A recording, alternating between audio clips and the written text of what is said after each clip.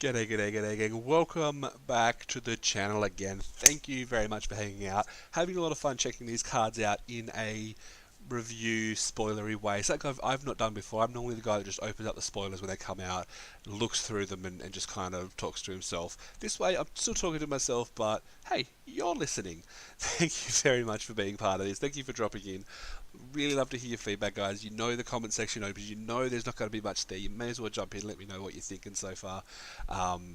Likes, dislikes, subscribe if you like. See it in my face. We're going to go ahead and look at the last few cards that are available on Mythic Spoiler that was spoiled on day one of War of the Spark. If you want me to keep doing this, if you want me to keep going past day one, let me know. Alrighty, so I've looked at these ones. We're going for Time Wipe. Time Wipe is 2 white, blue. Return target creature you control to its owner's hand, then destroy all creatures. This is Teferi doing his thing. I can't really see the artwork, but it looks like Teferi is standing in the middle of the artwork and unwinding the hell out of these zombies. To comprehend the full answer requires years of temporal study. In short, they were now never born in the first place. So he's taken these zombies and not just killing them, not just taking them back, but taking them to the point where the humans that used to be the zombies were never even born. Now that could have impacts beyond anything, but damn, that's powerful. This is our Wrath, obviously. It's upside Wrath. You pay 1 extra for the ability to keep your best creature alive. Yeah, this card's good. It's good. It's fine. It's cool. It's going to see a lot of play in control decks, I think. Invade the City is a blue-red spell. Now this is a mass. So I've talked about a mass in the previous videos. This is the 4th one now, I think. Your mass X, where X is the number of instant or sorcery cards in your graveyard. So to amass, you either put X counters on an army creature you control. So it has to be creature type army. And if you don't control a creature type army, it becomes you create one and put the counters onto that. So for 3 mana, this could make a creature from a 0/0 to, you know, insert the amount of spells that you want to have in your graveyard in this one. So might see play in the existing spells deck. Probably not, because the existing spell deck relies on evasion for limited, as I am a limited player if you didn't know. You'd have to build around it. You have to take this and build into the spells deck if it exists. It is an uncommon. Yeah, no, it's cool. It's fine. I probably wouldn't play it. I probably would take it early anyway. Alright, we have another Planeswalker, Vraska. Vraska's an uncommon. I thought Vraska would be up there as a guild leader, with the power and stuff that she picked up at Ixalan. Whenever a creature you control with Death Touch deals damage to a player or Planeswalker, put a +1/+1 counter on that creature. That is very narrow. Create a 1/1 black assassin creature token with Death Touch, and whenever this creature deals damage to a Planeswalker, destroy that Planeswalker. See, that ability is kind of cool. So 4 mana to be able to create 2 without proliferating. And they have Planeswalker Death Touch, and that's probably the best part of it. Oh, and it's black green. It's a hybrid card as well. I just noticed that now. So you can play it mono green, play it mono black. This is pretty solid, right? Yeah, like the ability, like I said, it's so narrow. The static ability, but the activated ability. Yeah, I think you'd play this. I think you'd play this happily. Being an uncommon, you're going to see it occasionally. Obviously 1 per pack, so it's not uncommon as in might be more, but you know what I mean in limited play. Yeah, I'd play this. I'd hope there are more Death Touch creatures in the set to really build into it, build around it, but I don't know. Maybe we should do some constructor stuff with that. Joe, watch this space. Ooh, Khan. Hello. Khan the Great Creator is a 4 mana 5 loyalty Planeswalker.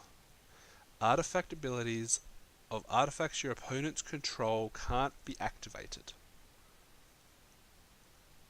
Activated abilities. Sorry, that's over here, and then it's actually activated abilities of artifacts your opponents control. So again, that's a really narrow card.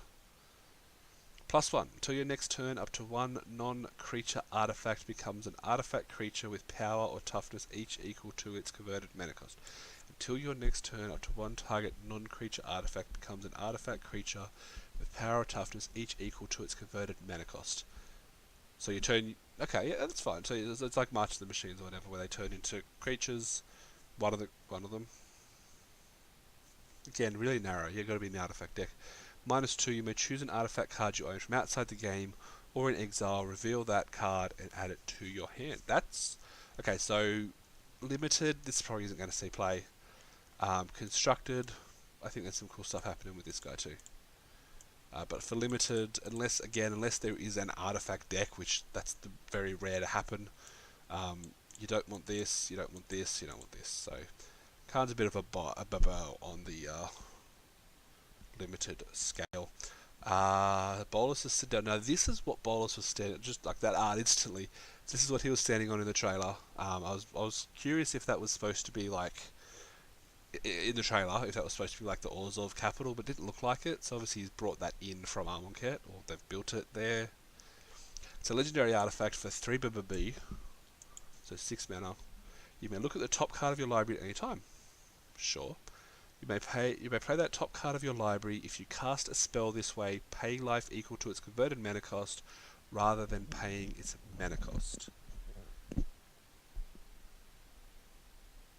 So you can play top card of your library. If you play this spell, your life. So you pay life to pay the card off the top of your library. And it says play, which means you could drop lands. Maybe.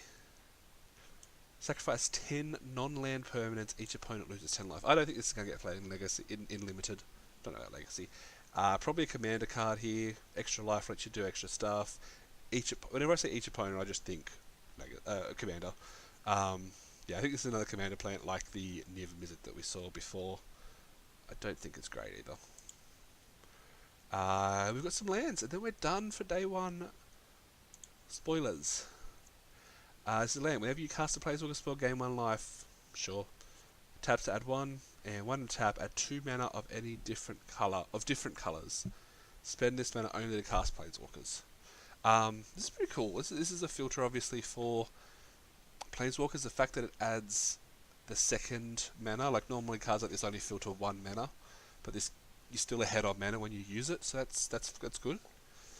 And they have to be different colours, which shouldn't be an issue. There's a very small chance that sometimes it'll come up as like, I need double red, but you can't do that. But yeah, uncommon. If you got your Planeswalkers, you probably drop this in a lot of decks. Yeah, it's fun. And finally, the Emergence Zone, which is a land that taps to add colourless, and you can pay 1 and tap, sacrifice. You may cast spells this turn as though they had flash. I doubt this is going to see play.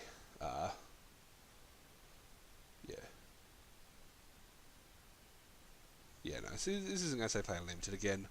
Limited player, that's what I'm looking at. I don't think it's going to see much playing constructed. There might be some cute stuff you can do. I'm not super excited this one. But uncommon lands never really are super exciting. Alrighty, we have looked at all of the cards that are available on mythicspoiler.com for the first day. So we're probably a little bit behind by the time this video comes out. I appreciate if you've watched all the videos. If you've watched all the cards with me, thank you very much. I absolutely appreciate you hanging out with me. Again, jump in those comments. Let me know if this is something more you want to see. Do you want me to look at more of the spoilers? How close am I to being accurate with my predictions, with my ratings, my thoughts on these cards? Obviously, I don't claim to be any kind of professional Magic player. I just like having fun with the game and usually not winning. Alright, thank you very much for hanging out, guys. You know what to do. It is the rules of YouTube. Like if you like, dislike if you dislike, etc. And don't forget, you can check out the description to look at all the ways to keep in touch with me. Or if you really like what I'm doing, you can support me as well. But bye.